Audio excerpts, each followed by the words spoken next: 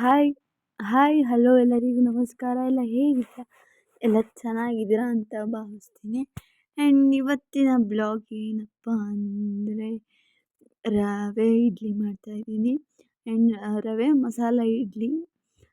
First ಒಂದು ಬಾಣಲಿಗೆ 2 spoon ಆಗೋಷ್ಟು ಎಣ್ಣೆ ಮತ್ತು 1/4 ಸ್ಪೂನ್ ಆಗೋಷ್ಟು ಸಾಸಿವೆ, ಕಾಲು ಸ್ಪೂನ್ ಆಗೋಷ್ಟು ಉದ್ದಿನಬೇಳೆ, 1/4 ಸ್ಪೂನ್ ಆಗೋಷ್ಟು ಕಡಲೆಬೇಳೆನ ಹಾಕ್ಕೊಂಡು ನೀಟಾಗಿ ಫ್ರೈ ಮಾಡ್ತಾಯಿದ್ದೀನಿ. ಗೋಲ್ಡನ್ ಬ್ರೌನ್ ಬರೋ ಗಂಟ ಫ್ರೈ ಮಾಡ್ಕೊಬೇಕು.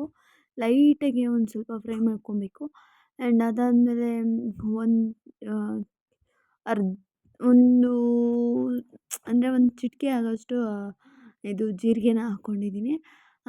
ಫ್ಲೇವರ್ಗೋಸ್ಕರ ಚೆನ್ನಾಗಿರುತ್ತೆ ಹಾಗಾಗಿ. ಆ್ಯಂಡ್ 4 ಹಸಿರು ಮೆಣಸಿನ್ಕಾಯಿನ ಹಾಕ್ಕೊಂಡಿದ್ದೀನಿ.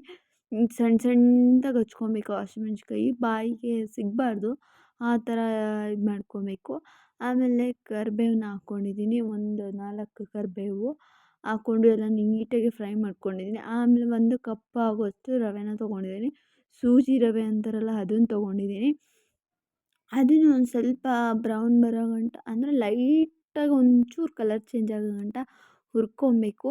ಆ್ಯಂಡ್ ಜಾಸ್ತಿ ಹುರ್ಕೊಳಕ್ಕೆ ಹೋಗಬಾರ್ದು ರವೆನ, ಲೈಟಾಗಿ ಹುರ್ಕೊಂಡ್ರೆ ಚೆನ್ನಾಗಿರುತ್ತೆ. ಆ್ಯಂಡ್ ನಾವು ಎಷ್ಟು ಲೈಟಾಗಿ ಹುರ್ಕೋತೀವೋ ಅಷ್ಟು ನೀರು ಚೆನ್ನಾಗಿ ಕುಡಿಯುತ್ತೆ. ಎಷ್ಟು ಜಾಸ್ತಿ ಹುರ್ಕೋತೀವೋ ಅಷ್ಟು ಕಡಿಮೆ ನೀರು ಕುಡಿಯುತ್ತೆ. ಹಾಗಾಗಿ ನಾವು ನೋಡಿಕೊಂಡು ಹುರ್ಕೊಬೇಕು.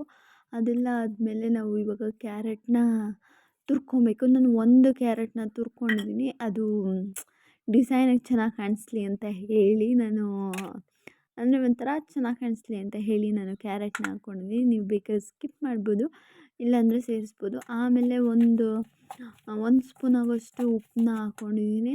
ಆಮೇಲೆ ಒಂದು ಚಿಟಿಕೆ ಆಗೋಷ್ಟು ಸೋಡಾನ ಹಾಕ್ಕೊಂಡಿದ್ದೀನಿ, ಯಾಕಂದರೆ ಉಬ್ಬಲಿ ಅಂತ ಹೇಳಿ. ಆ್ಯಂಡ್ ಇಲ್ಲಿ ನಾನು ಮೊಸರನ್ನ ಹಾಕಿಲ್ಲ, ಇದಕ್ಕೆ ಮೊಸರು ಹಾಕ್ಕೊಂಡ್ರೆ ಇನ್ನೂ ತುಂಬಾ ಚೆನ್ನಾಗಿರುತ್ತೆ. ನಾನು ಮೊಸರು ಇರಲಿಲ್ಲ ಅಂತ ಹೇಳಿ ನಾನು ಸೋಡಾನ ಹಾಕ್ಕೊಂಡಿದ್ದೀನಿ.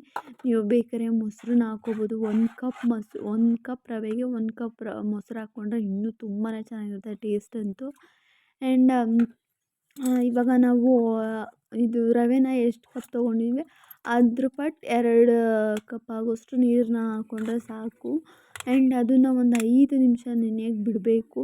ಆ್ಯಂಡ್ ಈಗ ಪಕ್ಕದಲ್ಲಿ ನಾನು ನೀರನ್ನ ಕಾಯೋದಕ್ಕೆ ಅಂತ ಹೇಳಿ ಇಟ್ಕೊಂಡಿದ್ದೆ.